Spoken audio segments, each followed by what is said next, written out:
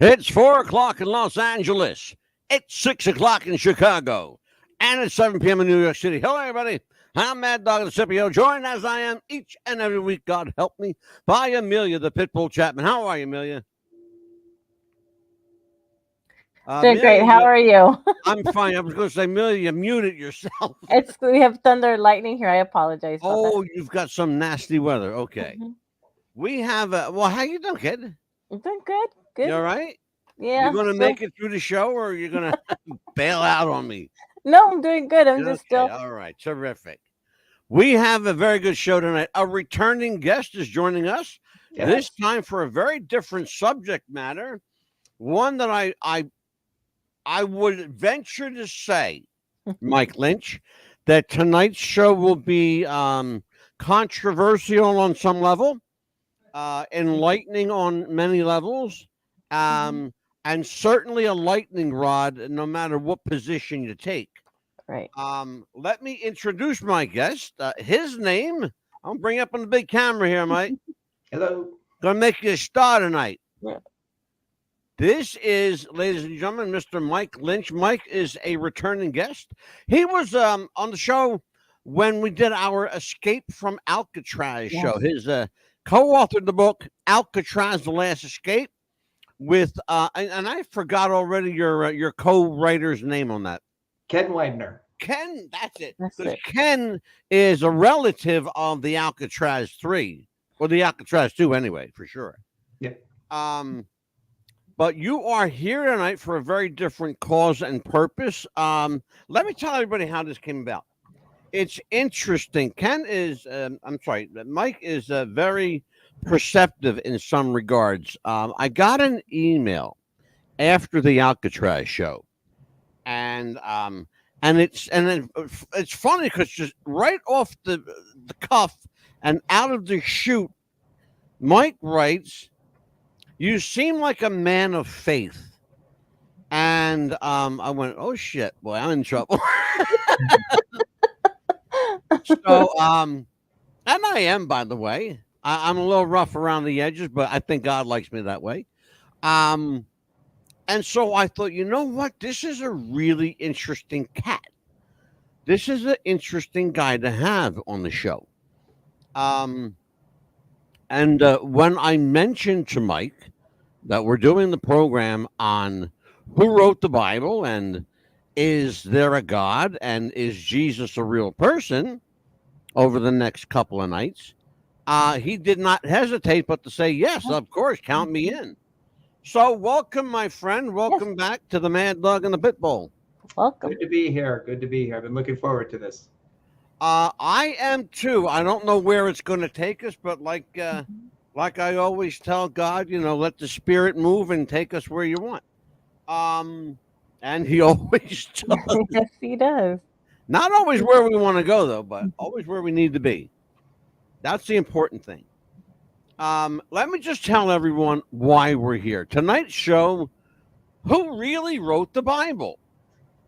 We know little to nothing, really, other than we know for sure the first 5 books were written by Moses. We know that for sure, because we have the manuscripts to prove it. Other than that, it's a crapshoot, Mike. It kind of is a crapshoot. We really don't know who wrote the Bible in earnest. But let me tell everybody a little bit about what we do know. As the sacred text for 2 of the world's leading religions, Judaism and Christianity, as well as others, by the way, the Bible has, and listen to this carefully, folks, the Bible has an unmatched influence on literature, population, and lifestyle, particularly in the Western world. It has been translated into nearly 700 languages, and while exact figures are hard to come by as far as sales figures, while that is hard to come by, it's widely believed and considered to be the best-selling book in the world, with sales numbers in the hundreds of millions of dollars and maybe possibly billions of dollars. Despite the Bible's undeniable influence, mysteries continue to linger over its origins. Even here, now, after 2,000 years of existence and centuries of investigation, we still do not know with certainty who wrote its various texts, when they were written, or under what circumstances. And that, my friends, is the subject and topic of tonight's show. Who wrote the Bible? When did it happen? Were there multiple authors? Was there one guy that wrote the whole thing? Believe it or not, Mike, some people say, yeah. Some Sure. people say Yeah. one guy wrote the whole thing. Well, I think that's easy to disprove, but we can get into that. Well, there's no time like the present, brother. Let's get into it right now. Okay, So well, here's I do agree with you that the Bible is probably the most influential book that has ever been written. I'm not to deny the Quran and other religious teachings in different parts of the world, Yeah. but the Bible goes back to the mid 1400 BCs when Moses wrote the first 5 books. There are a number of passages in the books that talk about God telling Moses to write these things down. As God gave Moses the law, he said, write this down so that this will be remembered and not forgotten. There are numerous passages that discuss this. And for those who claim, well, Moses was, illiterate, he couldn't read or write, how could Moses do this? What they also forget is in the early part of the book of Exodus, Moses was raised in, as it was called, Pharaoh's household. Yes. We know the story. If you've seen the 10 Commandments with Charlton Heston, they tell the story of, that the king, or the Pharaoh, decreed that the males were to be killed, the children males, because they were becoming too populous. He was worried about an uprising.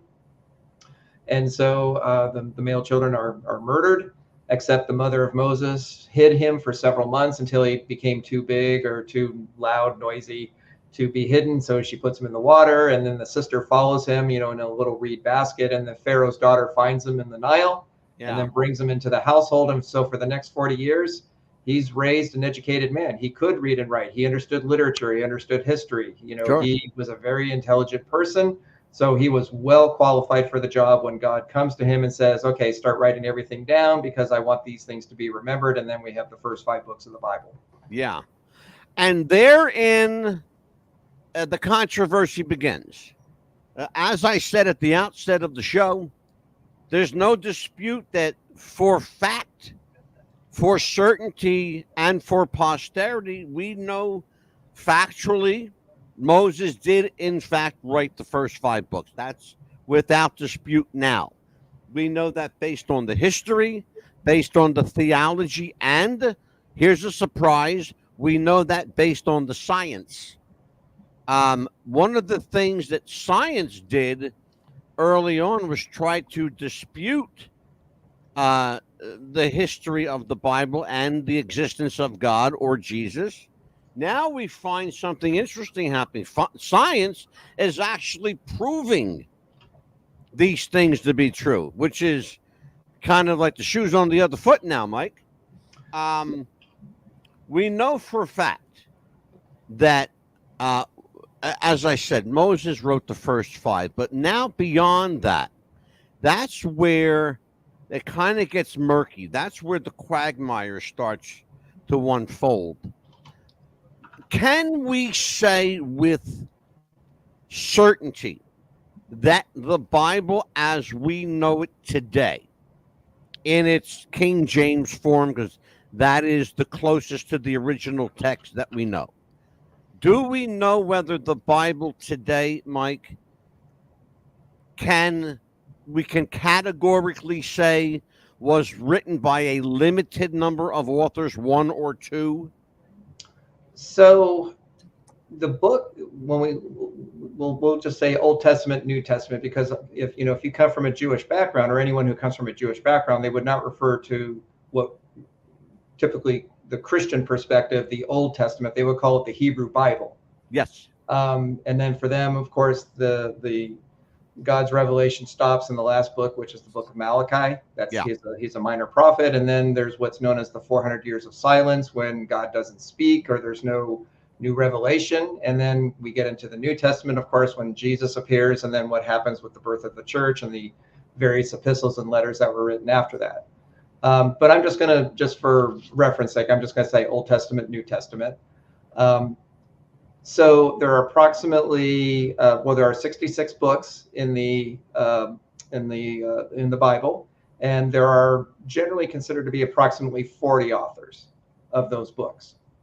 And you have to remember that Moses was around 1450 BC, thereabouts. Right. And the Old Testament is written until about 400 BC, like I said, with the book of Malachi. Mm-hmm. And then when you go to, we'll just say near year zero, when Jesus arrives, he starts his ministry approximately 30 AD, thereabouts. Yeah. And the canon closes for the New Testament around the year 90, 95. Yeah. So you have a total revelation of approximately 1,500 years, give or take a decade. Interesting. In recent years, there have been a number of people that put forward theories. We will talk about two of them tonight: the single author theory and the various schools of authors theory. Let me just take and much of this is just validation and verification of what Mike said. The single author theory was believed to be Moses, the Hebrew prophet who led the Israelites out of captivity in Egypt and guided them across the Red Sea toward the Promised Land. Yet, nearly from the beginning, readers of the Bible observed that there were things in the so-called 5 books of Moses that Moses himself could not possibly have witnessed. His own death, for example, occurs near the end of Deuteronomy. A volume of the Talmud, the collection of Jewish laws recorded between 3 and 5 centuries AD, dealt with the inconsistency in explaining that Joshua, Moses' successor as leader of the Israelites, likely wrote the verses about Moses' death. Your thoughts on that, Mike, and have you heard that? Are you familiar with this? Yeah, that's a common argument against Moses writing the first 5 books of the Bible, because, as you said, in Deuteronomy, the 5th book, the end of the book records the death of Moses. So, of course, how could Moses have written his own death unless he was, a really significant prophet? Yeah, right. Exactly. So generally, it's believed that somebody, nobody knows, but Joshua is a likely person, because he was, as Moses was leading the 12 tribes through the 40 years in the desert. Joshua was his general, he was his leader, he was Moses' right-hand man. So he had very close access to Moses for many, many years. He was actually, not a lot of people know this, but when Israel, or the children of Israel, after they're released from slavery in Egypt, they make it, to the Red Sea. Right. And they're about to enter the Promised Land. But before they do, Moses sends in the 12 spies to kind of check out the land, see what it's like. Mm-hmm. And one of those spies was actually Joshua. Interesting.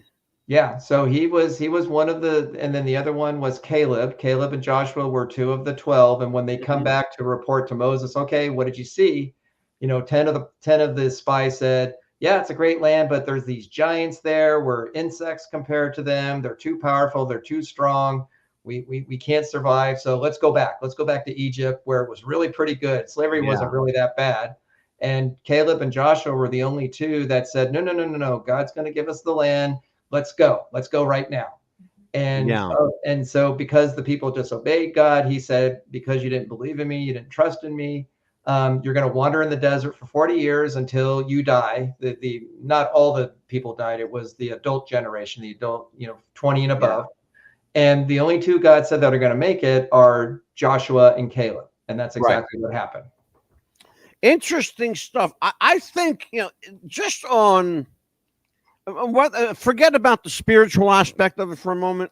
Forget about the historical aspect of it for a moment. Just from a nuts and bolts, common sense, roll up your sleeve point of view, you would almost have to assume the position that a number of people wrote the Bible just based on the number of different writing styles, the languages used, the locations, the time frame is a huge aspect of why many people believe that it could not have possibly been one single author. And first of all, I don't think there's any one person who could have written such a book, not the way it's laid out. There's just way too much in it. And by the way, Mike, a lot of time that passes by from one thing to another, even from one chapter to another in a lot of these books. Sometimes you're talking about hundreds of years passing between chapters. That's not an insignificant, factor to take into consideration. When you consider that, we all have, and I hate to say this, but we all have an expiration date. I hate to use that term. Right. But we don't live, exponentially forever. Not physically anyway. So there's no way, I don't think there's any possible way we can even consider that Moses wrote this. All of it anyway, for sure. Yes. Yeah, like I said, Moses comes around 1450 BC, and the last book is written around 400. So it's a 1,000-year period of Jewish history that is covered. Yeah. And there are references, there are documents that go back into the 700s, before the Old Testament was completed. So it's not possible for one person to have written everything when you're referring to things that are older than you that haven't been done yet. True. It's just not possible. So, it really is. It's given me food for thought. One of the reasons I wanted to do this show is from time to time I have a crisis of faith and go into the Bible and look for things to validate myself or my faith. And I find contradictory material. I go, oh, this is not good. This is not good. Yeah, and then he's like, oh, he gets a light and he says, I want to do this. Is that why it said that there was 14 books either not used or removed from the Bible? Now, are you talking about, because there's the Catholic Bible, and then there are certain books that the Catholic Bible has that were written during the BC period. The Apocrypha. Right, the apocryphal books that are not in what you would call more of a Protestant flavored Bible. True. Yes. Now that came about after Martin Luther. I mean, these books have been around for, like I said, in the BC period. One of them talks about in 167 AD BC.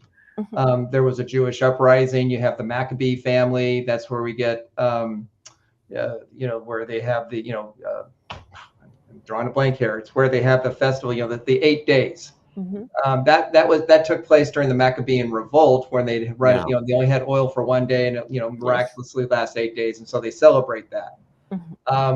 So when Martin Luther appears on the scene in the early 1500s and breaks away from the Catholic Church and doesn't agree with the Pope anymore as far as what is the source of her inspiration? Is it the Bible / Holy Spirit, or is it the Pope?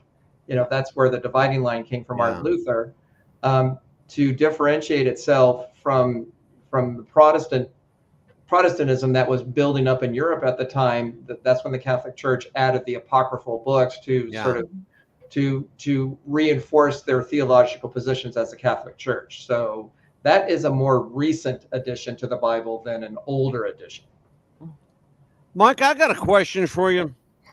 You're familiar, of course, with the Epic of Gilgamesh. I know some elements of it. Yes, it has the flood story in it. That's famously brought out. There are a number of, and I mean a number. I'm talking about, in some cases, verbatim, the Epic of Gilgamesh and the Holy Bible. What do you make of the almost identical timeline from Gilgamesh to the Bible, they almost parallel each other, despite the fact that Gilgamesh was written 500 to 700 years before the Bible. Mm-hmm. How do you reconcile the stories being the same, using words like Messiah, using words like the chosen one, referring to an evil adversary, talking about a one true God? We're talking about two books that were divergent in time, but yet they talk about almost colloquially, almost identical topics, subject matter, even in some cases, Mike, mentioning the same names. How do you reconcile that? Well, how do we do that? I'll answer it two ways. The first is, as we've talked about, the Bible was written, 1400 years before Jesus was born. Right. Well, the time frame for the Bible goes back really thousands of years before, we have our recorded history of these events. Exactly. And so obviously, because reading and writing wasn't invented until the Sumerian time around 5000, 6000 BC. That's when writing was really starting. As society was becoming more complex, you needed a recording system, and so writing was developed. But most. And Mike, while you're on that, Mike, Amelia has a pointed question in regards to that and the style of writing and the instrumentation. Amelia, you want to ask Mike what you were talking about before we went on there? Oh, you mean like where it was written on, the type of paper? Yeah. Well, it wasn't paper. It was in cuneiform. It was on little clay tablets in the Middle East. Paper was invented in China around, I think, 2000 BC, I believe. I'm not 100% sure, but paper was a Chinese invention. Well, Chinese and also Egyptian, because they had papyrus. That's actually where we get our word for paper, papyrus. So, but in the Middle East, it was clay tablets. Yeah. Okay. So what is your question? I'm sorry to interrupt. No, she wanted to know. She asked me. I said, I don't know. I'm going to ask Mike. Because because in the Middle East they have mud and water and they have sticks, and they were just using the resource that they had available, whereas the Egyptians had they had the reeds. I guess what she was really asking me was, how did they keep records? How did they document? I really don't know. To keep them good condition. Mike gets here, let's ask them.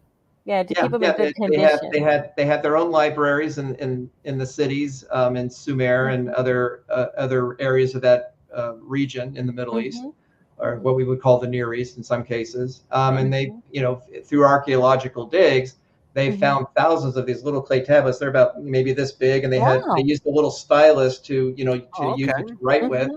And these records have been decoded, have been deciphered, and they can read them. A lot of them are just ordinary record keeping, grains and who owes money and when the next delivery is going to be. But others are prayers to certain gods. Others are poetry.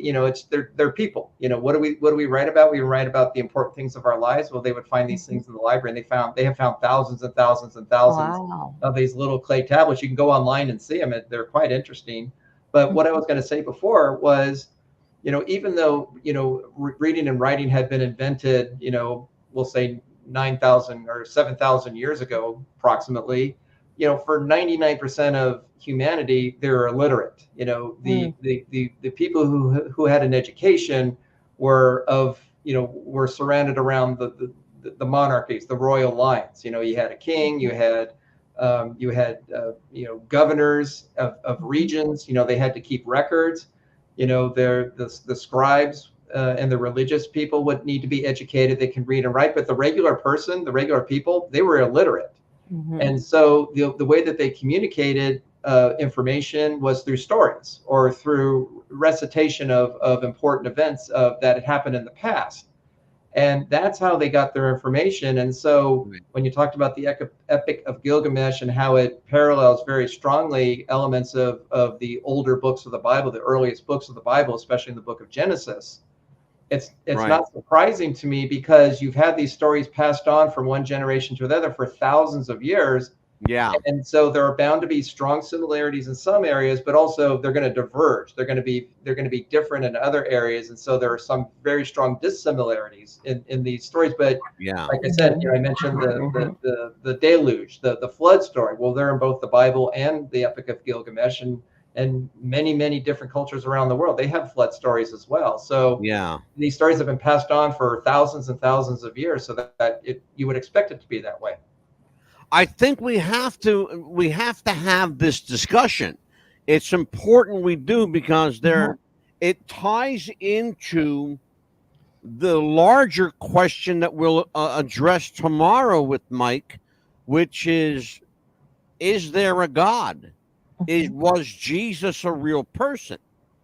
As we said earlier, science has come a long way in not only validating the Bible, but validating possibly the existence of God and Jesus. But there are two sides to this coin, and we're going to hear both of them. That's why I felt it was critical, Mike, that we have this discussion on the Bible first, because people call this, as you well know, they call this the inspired word of God. And this gets into the whole question of God, which I'm sure we'll delve into that at some point tonight. But I really want to save that discussion for tomorrow. Sure. Because we have at least one more night. I would love to get Mike Lynch for another night, believe it or not. I'd love to have you for 3 nights this week if I could. Because Wednesday would be like the show to really get into. The question of whether there were multiple authors. Well, here's what I am told about that. To explain the Bible's contradictions, repetitions, and general idiosyncrasies, most scholars today agree that the stories and laws it contains were communicated orally through prose and poetry over centuries in time. Starting around the 7th century BC, different groups of schools, authors wrote them down, different times, different places. Location's a big thing too, Mike. Location's a huge component to the whole Bible story. And before they were at some point, probably during the 1st century BC, combined into a single multi-layered work that we know today, it started somewhere. The Bible started somewhere. And I think we can all agree that it had at least multiple authors. Clearly, yeah, it had to. Yes, I of never course. subscribed to the single author theory. It Yeah. had to have different authors. Yeah. Like I said, it was written over a period of 1,000 years, and it's not just a longevity question. It's also the source material. You have people from different backgrounds writing the Bible. It's not just exactly. Like you have King David who wrote the Psalms. Yeah. You had Moses, who, I mean, yes, he was a prince of Egypt, but he was also a shepherd for 40 years. He was a very humble man who lived a very simple life, the second half of his life before God, called him through the burning bush and to lead the children out of Israel. Yeah. Joshua was a general leader. David, yes, he was a king. Well, he didn't start off as a king. He also started off as a shepherd. He was just a simple shepherd who came from a humble family. Yeah. You had, some of the prophets who were, some of them were monastic. They lived, kind of out in the wilderness areas. One of them was a fig farmer, just to name a few different things. And one of the things that you also made reference to was location, how that's important. And that's exceptionally important because, the Bible was written by eyewitnesses. They saw events like, for example, the book of Lamentations was written by the prophet Jeremiah.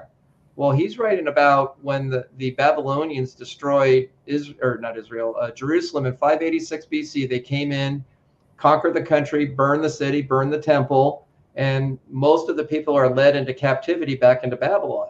Well, Jeremiah was prophesying beforehand, telling the people, if you don't repent of your sins, because they had fallen into idolatry, they were worshiping Baal and other local deities, and God had told them not to. They kept doing it. And God says, if you don't repent and turn from these practices that I have not approved, I'm going to send a conqueror. And that's exactly what happened. So he writes in the book of Lamentations, literally looking at the burned out city and just crying. That's what the whole book is about. It's just the loss of a nation and a people and a culture. Well, he was an eyewitness and he wrote about his experience. And so in many of the books reference battles, locations, cities, towns, historical events. And you can go to other historical records outside the Bible and corroborate this information. And it says, like you said, it says essentially the same thing. And in history, the standard of history to document something as authentic or actually have a factual event of happening is have two independent sources saying the same thing. That is the standard history uses. Mike, we will take a short commercial break from our sponsors. Take a listen to this, folks, and take care of my people at Shopify. Jess wanted to start a business when something surprising happened. Today, I'm going to teach you how to crochet. She started crocheting, like a lot. And her friends noticed. Jess, you need to sell those. So she signed up for Shopify and started building her business. Yes, I love that. And after a lot of hard work, this happened. Oh my gosh, I just made my first sale! You see, every day, hundreds of businesses get their first sale on Shopify. We got ding! And the next could be you. So when you're ready to bring your idea to life And become your own boss. build it on Shopify.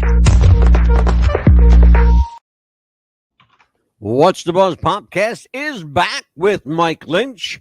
And this is an interesting discussion. I'm really enjoying this, believe it or not. I really am. I love these kind of talks. Mike, let's get into the question of, we may as well broach it now. Let's get into the God question. This book we called the Bible was written based on what many people believe was divine inspiration from, quote, the heavens above, unquote. I don't even know like how to start this question off, because I'm going to sound like, a disgruntled, Christian here. I'm really not. Where did they get their inspiration for what they called God, or who they called God? Well, what do we know about this God? Well, I'm going to read a verse to you. It's a very short verse in the Bible that answers that indirectly, and then I'll answer it directly. It's in 2 Any Peter way 1, you want, brother. 2 Peter 1:21, and it says, "For no prophecy was ever made by an act of the human will, but men moved by the Holy Spirit spoken from God." So the Bible says of itself that it wasn't people who decided, I think I'm going to write this information down, or this experience down, or this event down. It was Peter, who was one of Jesus's apostles, said that it's the Holy Spirit, which the Bible claims is God, because God is triune. It's God. It's one God, three personalities: Father, Son, Holy Spirit. Right. That in the Spirit of God is God, just the third part of the Trinity. That he moved in men's hearts to write something down in a way that God had desired, his words, his ideas. But Mike, at some point, there has to be that one person. All of this started with one. Okay. So if you go to the first book of the Bible, the book of Genesis, the first line of the book, in the beginning, God created the heavens and the earth. Right. So I reiterate, who or what is God? First of all, who came up with the name God? Where did we get God from? My understanding is that God actually has a name that we're not supposed to speak it. Well, Moses, You know? Moses at the burning bush, when God reveals himself to the burning bush, Moses asks him, "What is your name?" Because he's going to go to the people of Egypt. Yeah. And he says, they're going to ask me what God's name is, because they didn't know. They just sort of use, like we say, we'll just say God. It's just sort of a generic reference to a supreme being. That God is not God's name. And God said, "My name is Yahweh," which means I am that I am. I am that I am. That's what Yahweh means. And God said, And what "That's the my hell name." does that mean? Like, explain this to me. Well, Explain this to me. I get it. Jesus even said, when Pontius Pilate asked him, are you he? And he said, I am. I am Yahweh. I Yes. am. So And- what, give me this whole I am thing can be very convoluted. Well, when we understand, we are finite beings, we're people, we have limitations. And right. most people's concept of God is that he is infinite and holy, beyond understanding. And so if God gave a name to himself that says, "Oh, I know exactly who God is, I completely understand who he is," then that's not God, because that is not something we can comprehend. But if he has a name like "My name is I am," it's almost like saying my name is being. I exist. That is my name. We don't know what that means. We don't understand it. Well, the fact that Moses audibly heard the voice of God say, "My name is Yahweh, I am that I am." Yes. It's either Moses was the most blessed individual in the Bible, or he was one lucky son of a gun, because he got to hang out with God for a bit.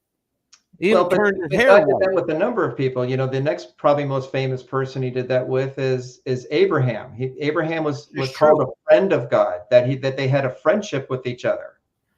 And not only that, and I have to ask you, Mike, because this is one, and it's only happens one time in the Bible, only one time. And here's the line, and you'll know exactly what I tell you. And Enoch walked with God. Mm-hmm. Tell everyone who Enoch was, and why was he so beloved by God? Well, he walked with God, and then he wasn't. Then he was gone. He was. There are two people in the Old Testament who disappeared. They just like that, Mike. Poof. Right. Just he was there, and then he was gone. And the same thing with Elijah. Elijah was the same thing, except he was brought up. He had a servant named Elisha, similar names, and he was brought up with a kind of like a fiery chariot, brought up into heaven. One would assume. So there are two people that did not die. Yeah. And one of them was Enoch. Interesting. So they eluded death. So far. Now it's interesting. Okay, hold up. Back up there, brother. Back up. Hold on. You had me, and then you got me with the so far. Okay, I got a question for you, baby. I got a question for you. What do you mean so far? It's been a long time. Obviously, Enoch and Elijah, and Abraham, those cats were a long time ago. Yes. Okay. We're a long way removed from that. Yes. Okay. So are you telling me that maybe they're still hanging out, or no? That's not what I'm saying. Yeah. Okay. The Bible makes gives the picture that when they were taken up to heaven without experiencing death. I got you. Okay. So let's jump to the New Testament, Book of Revelation. And I'm not going to go deep in Revelation, so don't worry about that. So in Revelation, I'm not concerned about that. I know Revelations. So it talks about the rapture. And I know that's very controversial. There's a lot of different ideas about it, but the general idea is that, Jesus said he promised to come back, his second coming.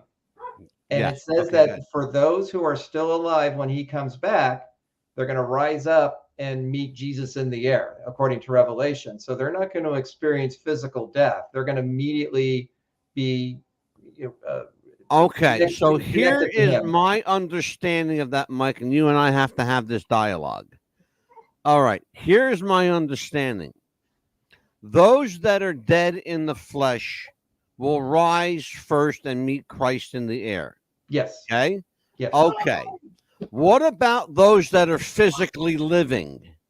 They will be. Paul talks about being transformed. That in the twinkling of an eye, we will be made like him, like Christ, in his glorified state. Okay. Now, let's also understand something. The people will fight you on this word. At no time, anywhere in Scripture, is the word rapture. You'll never find it in the Bible. The Bible, on the other hand, talks about Jesus taking up his church. Okay, and that's the translation in the King James, to be taken up with Christ. Okay, explain to me and everyone watching and listening, because there are a number of people, quite a few, in fact. Where did we get the word rapture? Why does that have this? It has this firebrand effect, right? That it's a lightning rod, Mike, and people go crazy when you say rapture. Yeah, you are correct. In 1 Thessalonians 4:17, it's translated "caught up," and it says that the Latin translation caught up, use the word rapturo. The Greek word it translates is harpazo, which means to snatch or take away. So it's just it's a transliteration of the word. Okay. Just like the word baptize, it's the word baptizo. I think it's baptismo. It just so we, instead of defining the word, we just transliteration of it into English. That's all it is. Okay. And it's important because, like I said, Mike, and you know this to be factual, people will argue with you. They'll fight you on minuscule words. You take one, especially to a Bible literalist, they will fight you tooth and nail on the literal meaning of a single word. Forget about phrases. One word will get you in trouble. Sure, of course. That's my next question. And Neil, you feel free to jump in here. Sure. Talking about the literal translation of the Bible, the literal meaning of the Bible, the literal manifestation of God's word. Okay. Is there any way to validate the literacy, if I could use that word, the literacy of the Bible? Is it a literal from God's mouth to our ears? Because there are a number of people, and you know this to be true as well, Mike, and I'm not pointing anything out that's not true. You know, there are a number of people who believe the Bible to be literal, that you have to take it literally in order to go to heaven, in order to see God. You have to take the Bible literally. Despite the fact, Mike Lynch, that there are theologians who will tell you if you try to live the life of the Bible literally, you will either A, end up in a padded room, or you'll kill yourself. You can't, I don't think you possibly could live that literally without making you or the people around you nuts. Please explain to me. What are we talking about? You have to remember too, and we haven't talked about this part of the Bible, just in general, is that the Bible is different styles of literature. So, for example, you have the book of 1 Chronicles, 2 Chronicles, 1 Samuel, 2 Samuel in the Old Testament. Right. Well, those are historical books. They're chronicling kings, events, battles, places, conversations. It's just it's like reading a book. It's that's all it is. It's just recording what happened in a hopefully factual way. Yeah. But then you have the book of Psalms that David wrote about half the Psalms, and then other various writers wrote the. Well, that's poetic language. That's heart language, and when you use heart language, it's not literal, but you use metaphor. You use comparisons of things to communicate thoughts or to feelings and emotions. Yeah.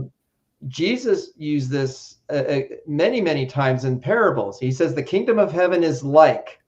And then he'll use a comparison. It's like a wheat field. It's like a pearl. It's like this or it's like that. I loved Jesus' parables. I loved how eloquently simple and effective the parables were and still are.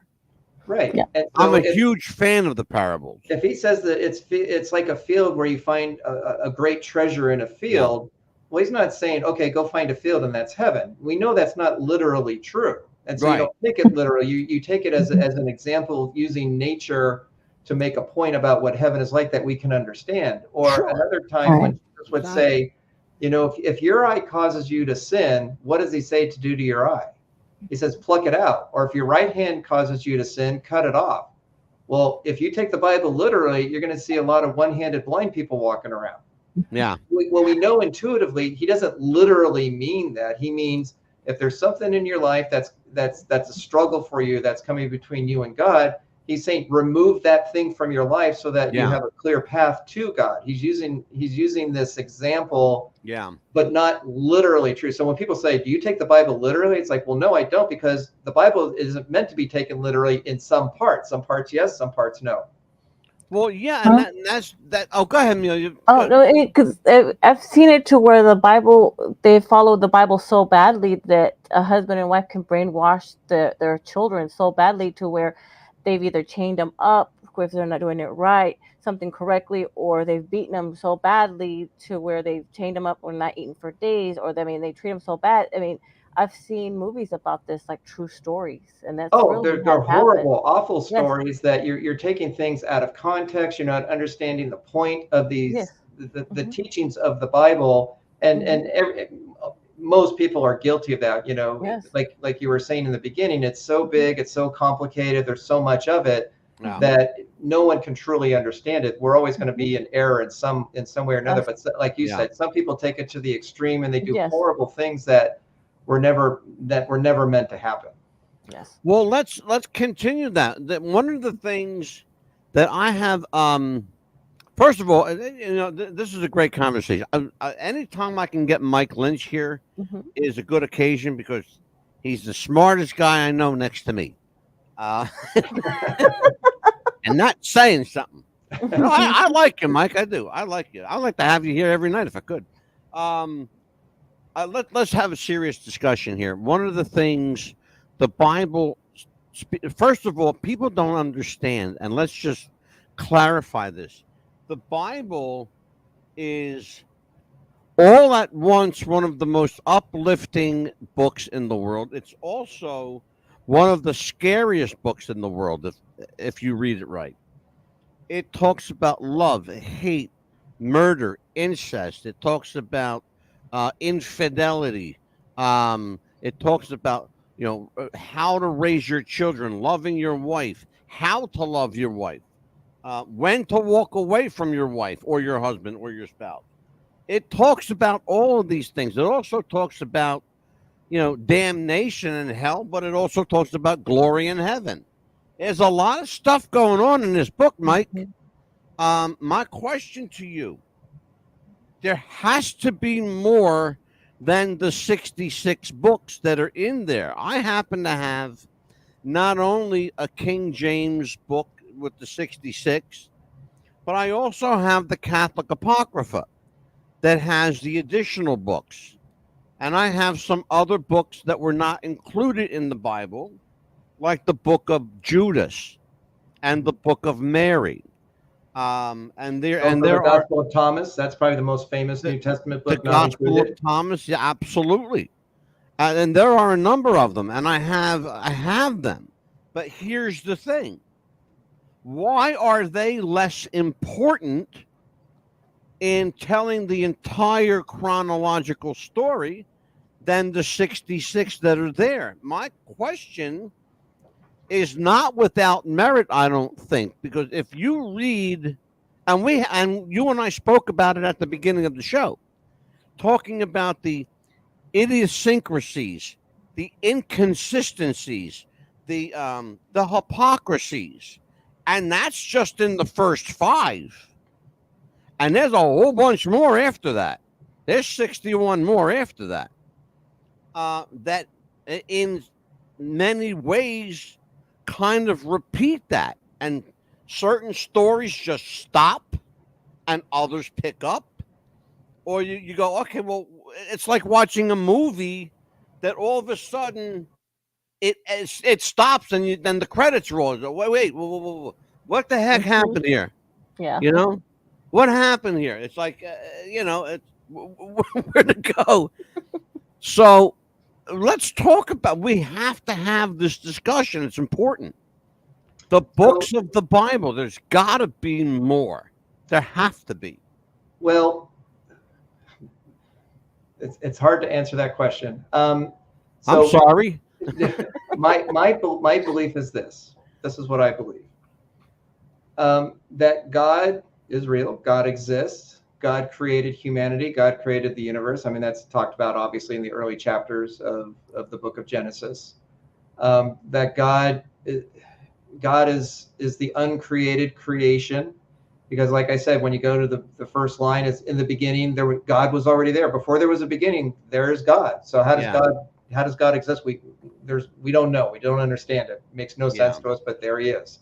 And he creates the universe. He creates time, space, gravity, physics, chemistry, all the things that we need to survive as a people. Right. And so he spends time with Adam and Eve in the garden. He spends time with Moses. He spends time with Abraham. He's a social being. He wants to be with us. It's like parents, why do parents have children? Because they want to have a relationship with something that's a part of themselves. And then, the line continues and then they have children. There's just something within us that wants to pass on our stories, our culture, our DNA, down the line. And I think that comes from God, that is who God is. He wants to have a relationship with us. That's why he created us. And to make sure that we understand the kind of relationship that he wants and who he is. And, God describes himself in some ways. He inspires people to write things down so that we'll never forget them. Oftentimes, again, when we go back to Moses, if a battle took place or if God did something supernatural, he'd say, build an altar here, or pile some rocks here, so that when your son comes and says, hey, Dad, why is that pile of rocks there? Well, let me tell you what God did. So we wouldn't forget, or the laws, write down the laws so you won't forget the laws. And so God communicated his truths to us in certain books that we would call the Bible. And then other books were written that claimed to be inspired, but were not included because they were deemed non-authentic or coming from God or spirit inspired. They weren't considered to be from God, but just human ingenuity or human intelligence. And that's why they were ultimately rejected. Many years ago, a long time ago, Mike, before you and I were ever thought of, there was a guy named Pope Constantine, and he gathered a group of people at the Council of Nicaea. Yes. And that's where they came up with the idea of putting these books together. Well, that had actually been going on before that. It was starting in around the 2nd, 3rd century of the church's existence. Now, this is before the Council of Nicaea, which was in 325. Okay. The church had already started collecting books, because there were different in Europe. There were different schools of thought. There was one in Rome. There was one in Alexandria.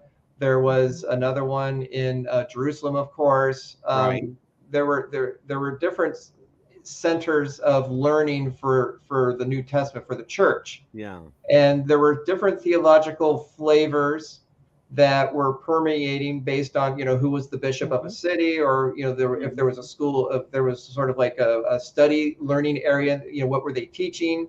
Yeah. And so when Constantine became emperor in around 316 AD, right. He was a pagan. He was a Roman emperor, and he he converts to Christianity, but that comes later in his life. Yes. He sees, because at that time it's believed that Christianity was about 10% of the Roman Empire, 10% of the population were Christians. The rest of them were they worship the Roman gods and Greek gods. And he starts to see the benefits of Christianity, and he starts to align himself with Christians. And so when he brings the Council of Nicaea in 325, he brings all the leading bishops. There's around 100 or so of them, or maybe it's 200, to come up with what was later became what was called the Apostles' Creed. That is recited, primarily in the Catholic Church, but other denominations have the creed as well. There might be variations of it. Well, the other thing that they also wanted to formalize was for the New Testament, that the Old Testament had been pretty much accepted as done, finished. They weren't going to add any new books, and no books were going to be added.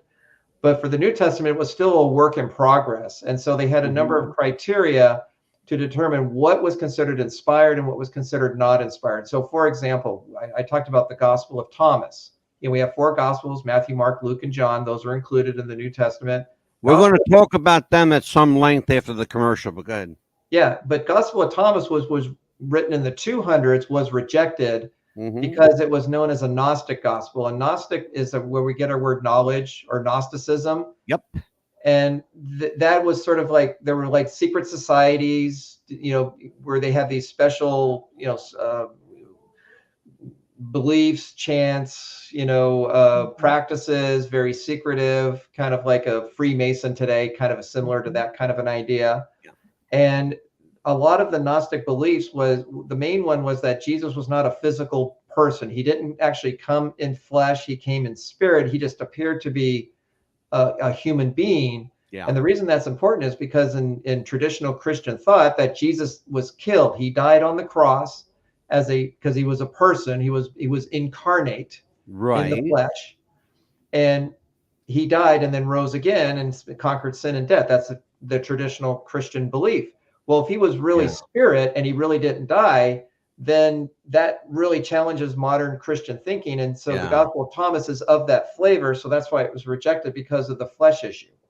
Well, we're going to get in, and I'm glad that you brought that up tonight as a precursor, because we're going to get into that tomorrow about, who Jesus was. Was Jesus a real person, or was Jesus an alchemy of other individuals to create this? Then it's it's a mess, believe me, but there's a movement going on right now, and it's got some legs, Mike. I'll be honest with you. It's got a lot of motion behind it, that there are people who do not believe that Jesus was a real person.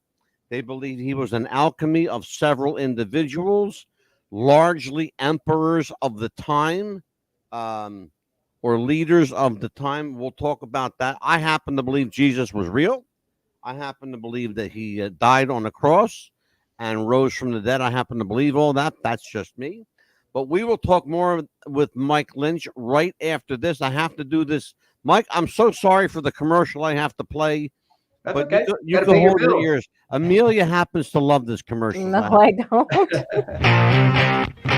Do you have sweaty balls or volleyball netty balls? It's time to make them ready balls. The Manscaped.com Lawnmower 3.0 will do the job and clean your knob with its patented no-nick head, so your head will function as desired. Enter promo code Wrestling Future for a generous 20% discount. That's enter Wrestling Future for a 20% discount. Manscaped.com and Wrestling with the Future, going balls to the walls with Manscaped.com and the Lawnmower 3.0. Your balls will thank you, and so will we.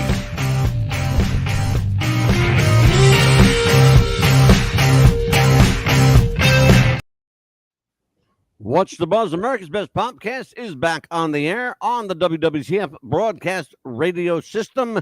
I am Mad Dog DeCipio. She is Pitbull Chapman. That's Mike Lynch, my buddy. And we are back talking about, we got some serious stuff to talk about too. Real serious stuff.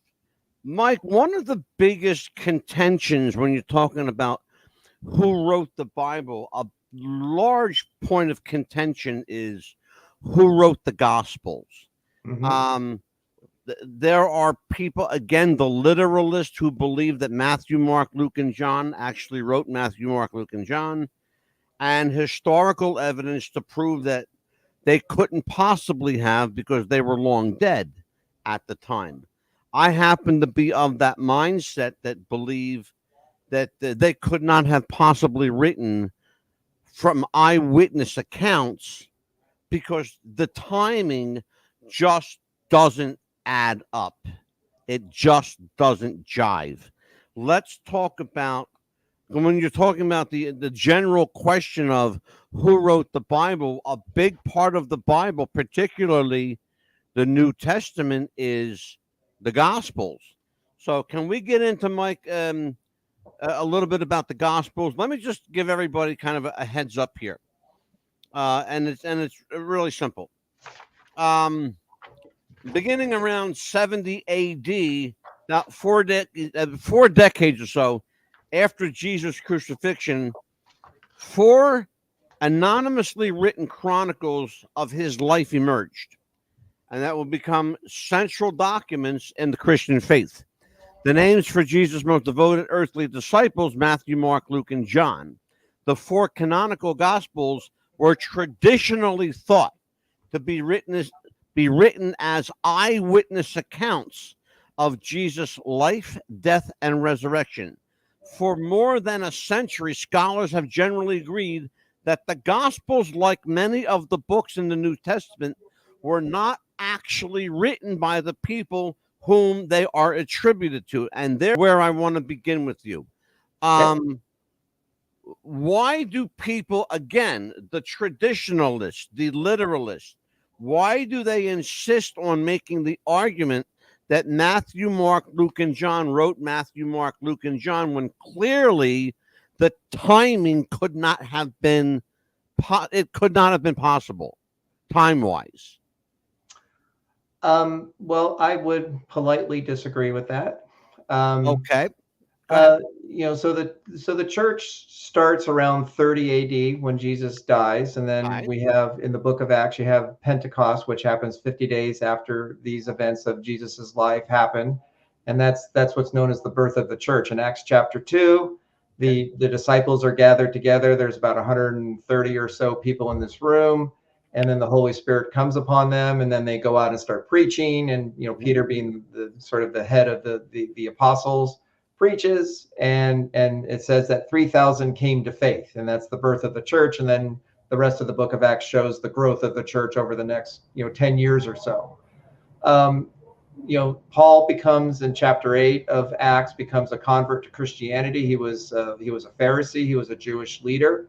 Was arresting Christians and throwing them in jail, and in some cases having them killed. He was an enemy of the church. And then Jesus, according to the Acts chapter 8, appears to Paul, and he converts to Christianity, and he becomes the leading evangelist for the church. And he goes into Europe and Rome and other places, and really causes the church to expand very quickly because of Paul's evangelistic efforts. Yeah. Now, when Paul was starting churches in the 40s and 50s, and later, and he died, he's believed to have died in Rome around 67 AD under Nero, about the same time as Peter. Paul writes his epistles, his letters to the different churches that he had started. He would start a church in a certain area, like at Ephesus or in Corinth or other places. And then he would write letters to either see how they're doing or just to correct some problems that they were having, to kind of help them kind of get back on track again. And those were happening, in, like I said, into the 40s and 50s primarily. Well, the Gospels, I believe, don't start appearing until the 60s. Because what's starting to happen is, this is approximately 30 years after Jesus's death, and this is when the eyewitnesses are starting to die off. They're not, it's like World War II vets today. You want to get their stories because most of them are in their late 90s, early 100s, and you want to get their stories before they're gone, because then they're going to be gone forever. Right. So you have the 4 different writers of the Gospels during this time. Well, that was going to be one of my questions for you, and I'm glad you went right there. And forgive me for interrupting, because it's absolutely critical. You're exactly where I am right now on this little thing I got here, and I'll tell you what this is in a minute. But one of the things that I wanted to find out is with regard to particularly Paul. He's generally regarded as the one who wrote the epistles, all the letters, and he wrote a lot. He was in jail, but he wrote a lot from jail. Yes. So Paul was a rebel rouser. People don't realize he was in trouble all the time. Yes. Kind of like the Mad Dog. He was the Mad Dog of his day. But here's what we know. Traditionally, 13 of the 27 books of the New Testament were attributed to Paul, who famously converted to Christianity after meeting Jesus on the road to Damascus. He was, by the way, called Saul at the time. If you don't know that story, check it. It's a great story. He wrote a series of letters that helped spread the faith throughout the Mediterranean. And scholars now agree, and this is where we might disagree, Mike, and maybe not. I don't know. Scholars now agree on the authenticity of only 7 of Paul's epistles: Romans, 1st and 2nd Corinthians, Galatians, Philippians, 1st Thessalonians, and Philemon. They're believed to have been written between, I'll tell you right now, between AD 50 and 60, making them the earliest known evidence for Christianity. Authors of the latter epistles may have been followers of Paul who used his name to lend authenticity to his works. Your thoughts on that claim? Yeah, and that's happens in a lot of cases. Like you talked before, the Epistle of Mary, that it was the mother of Jesus that wrote this epistle. And in the 200s and the 300s, again, when Gnosticism was a movement that was really clashing with traditional Christian theology, they would attach names to something to give it weight, or the Gospel of Thomas. Like Thomas was one of, doubting Thomas, one of the apostles. So if you're a writer in the 200s and you say, well, Thomas wrote this, that's going to give it weight and should be considered canon. And that was a very, very common practice at the time. And so that's why, trying to discern who wrote what was very important, because did this person really write this, or did they claim to, or is somebody making the assertion that it was written by an eyewitness of Jesus and his ministry? And that's one of the criteria for the New Testament of, why is it important that the eyewitnesses wrote the New Testament? Well, that was what the church determined to be one of the deciding, it wasn't the only one, but it was one of the deciding factors. Yeah. That if Paul wrote something, or if John wrote a gospel, or James, the brother of Jesus, wrote the Epistle of James. Obviously, he was an eyewitness. They were there at the time. They saw and heard, and even John, when he writes his gospel, saying, I saw him, we held him, we were with him. We saw him when he was hungry and thirsty and he was tired.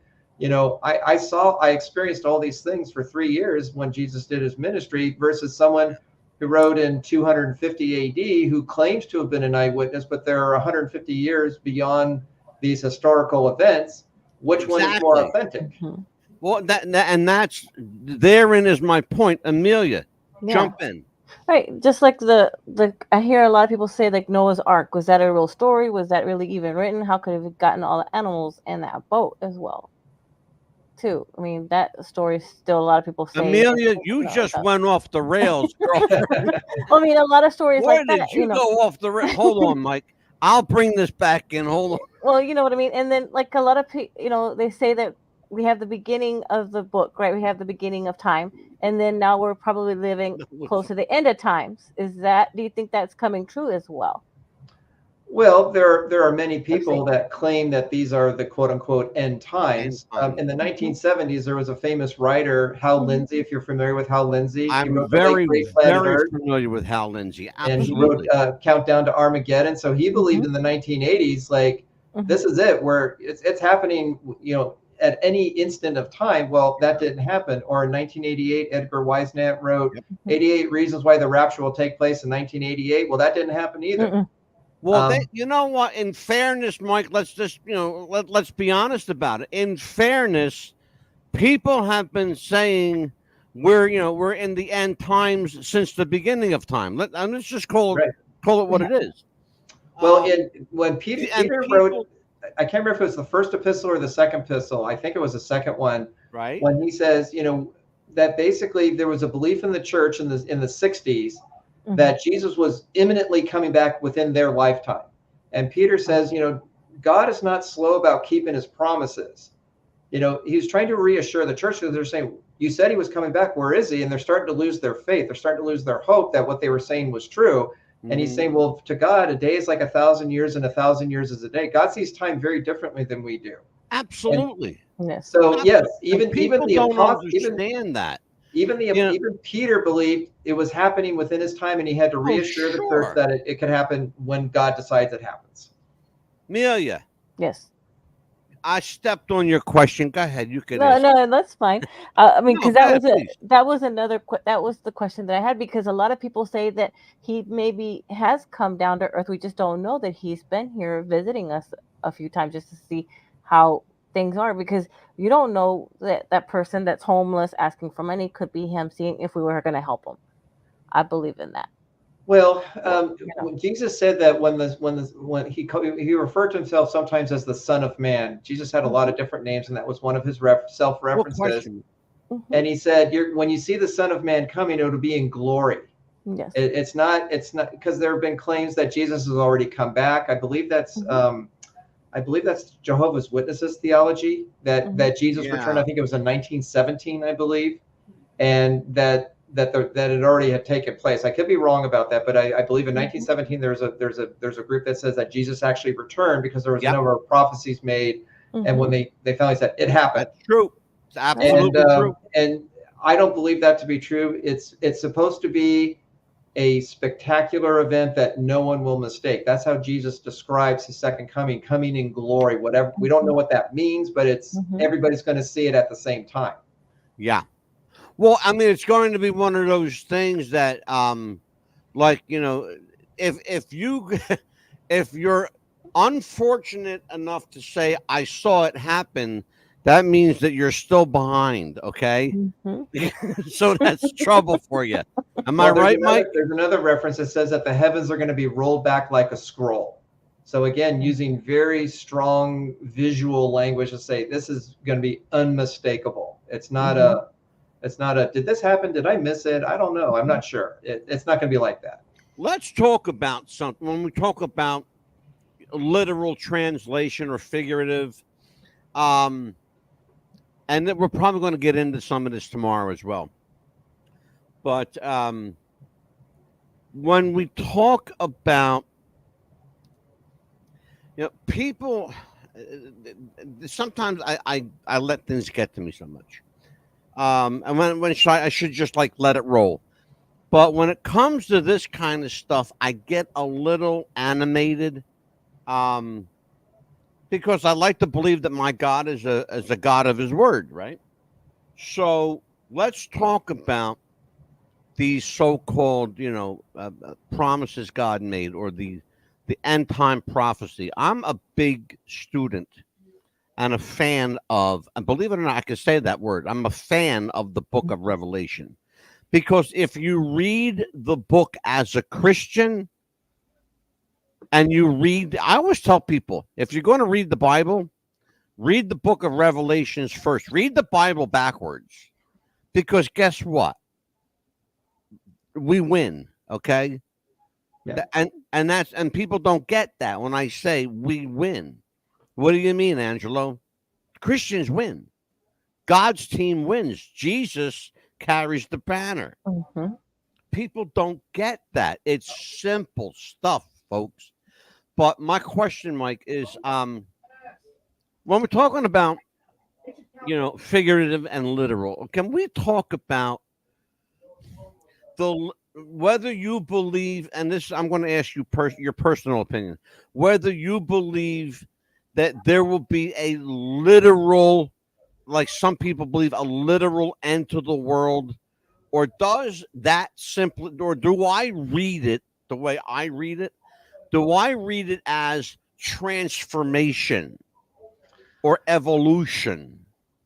Well, one of the hard, when people read Revelation, obviously it's a very difficult book to understand because there's a lot of visual symbolism. a It dragon, it a reads beast, like a you know. movie, doesn't it, Mike?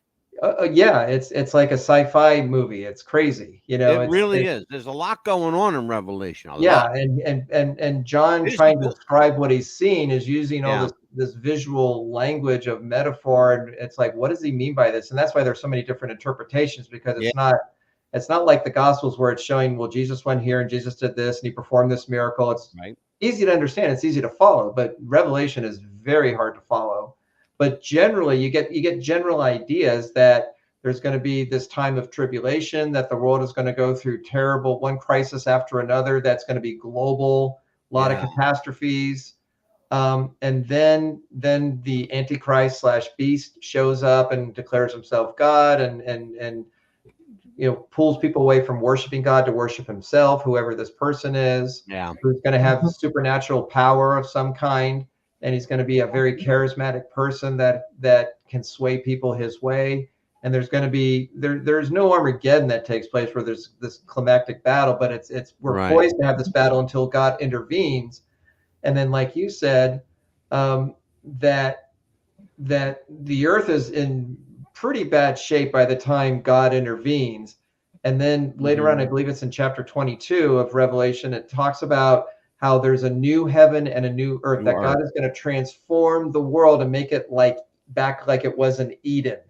That in the center, it says that the sun is not needed anymore, because God's presence is going to be light, and everyone, the light of the world is going to be through God. And there's going to be a tree in the middle of Jerusalem. Again, going back to the language of Eden and Genesis. So yes, it's going to get bad, and then it gets really good, and then we're going to be with him forever, living in paradise with God and Jesus and the Holy Spirit, and all. John says he saw millions upon millions of people, more than he could ever count. Those are all the people that are going to be with God for all time, for all eternity. And let us talk about that. We got a lot to talk about, brother. But we got a couple nights to do it, because you're going to be with. Let me just ask you right now, while I have you here, can you join me Wednesday night, Mike? To discuss what specifically? We're going to continue this discussion. Sure. I think I can be here on Wednesday. Fabulous. I will take care of that. I will make sure Amelia. In fact, you know what? I'm going to give it to you myself. I will give you I'll send the link to your email. Because we have 3 nights of this kind of topic, and I wanted this to happen. Well, I'll tell you what, I know God's always listening. So Lord, and I know you can hear me. I know you always do. Sometimes I don't listen to you, but you still listen to me. All right. I would love to be around. I mean this. I would love to. I know it's going to be a scary time to live through, but I would love to be around for that day when we get to hang out with Jesus in peace and harmony, and don't have to worry about trampling through bodies and stepping in guts. I mean, this is just call it is, because it's going to be nasty. Yes. It's going to be bad. I mean, people don't understand bad. Yeah, it's going to be, if Revelation is correct, it's going to be not pleasant. It's going to last several years until the end happens. Well, it talks about a 7-year with the word tribulation. Mm-hmm. It talks about and almost an even split too. The first 3.5 and then the second 3.5 being like unbelievably unbearable. Right. They're known as the bowls of wrath in Revelation. Yeah. God pours out his wrath because of all the sins and rejection of him in humanity. And he does this. It's sort of like when Jesus was doing his ministry, when he goes to the woman at the well. I mean, she's a prostitute. She's been divorced. She's living with this guy. She's an outcast in her community. That's why she's getting the water in the heat of the day. She's getting her water because everyone else got their water when it was cool in the morning, and she had to wait until they're done because no one would talk to her. Nobody would associate. And Jesus is very compassionate towards her. He's very kind to her. Yeah. And because she's in such pain, and she's feeling isolated and rejected, and he's very, very soothing with her, and he brings healing into her life.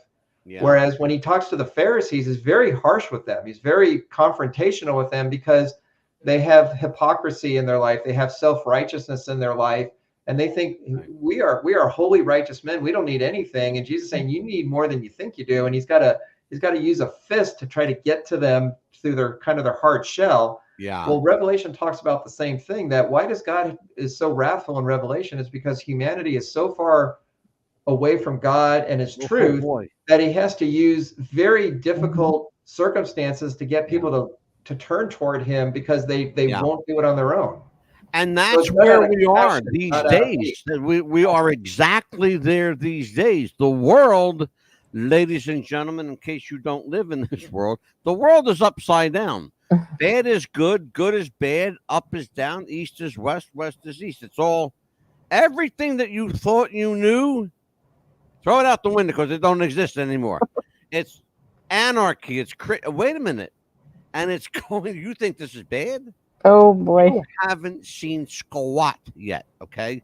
You haven't seen anything.